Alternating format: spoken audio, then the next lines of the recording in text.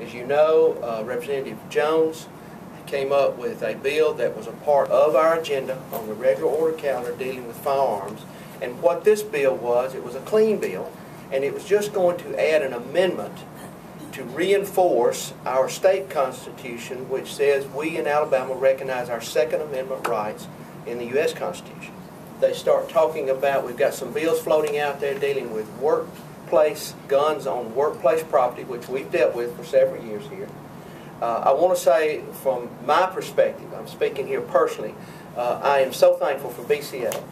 I'm thankful for your willingness to look at the issue and try to come to the table to look and see how that we can solve this problem. I could ramble on about my thoughts about guns, but you know, I'm a Second Amendment rights people. I don't think there's anybody, you know, in our state that doesn't really believe in our Second Amendment rights. But the problem is, how do we get there to be sensible, good common sense, protect the business owner and their property, because that's so important.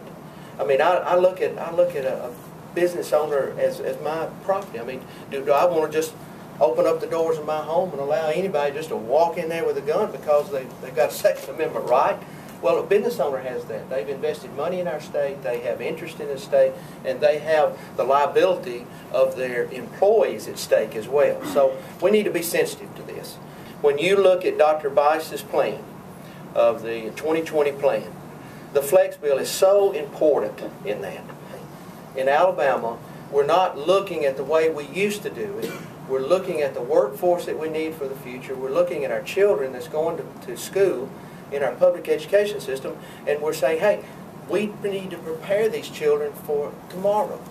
And this is what this is all about. This is not about protecting jobs. It's not about trying to promote a certain group.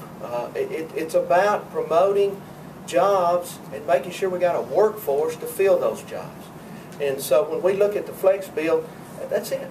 That's it in a nutshell. It's just all part of a good visionary plan that came from Dr. Bice, State School Board, coming down the line. So I'm 100% behind this thing. Now, out of that issue, 2020 plan, flex bill, comes Common Core. And this is an issue that's growing. When we look at the Common Core issue, there's a lot of falsehoods being promoted out there. And I would like to see, and I shared with some of our leadership groups there in Huntsville over the weekend, I would like to see us address this thing with the facts. Let's get the facts out there of what this is about. When we look and we get down in the weeds and we look at our ACT testing procedures, college readiness and preparedness, when we look at that, there's no way that we can look at those standards and just throw Common Core out the window. We can't do it. It's impossible, because there's a basis that's out there that we need to work from. We need to be focused on fewer, cleaner, and higher core standards for our students.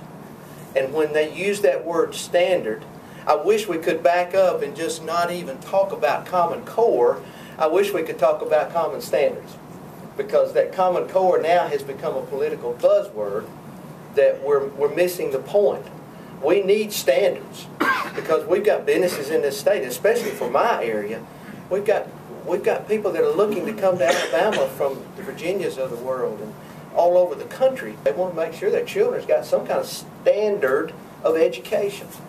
And these are some things that we need to look at when we start debating this Common Core issue.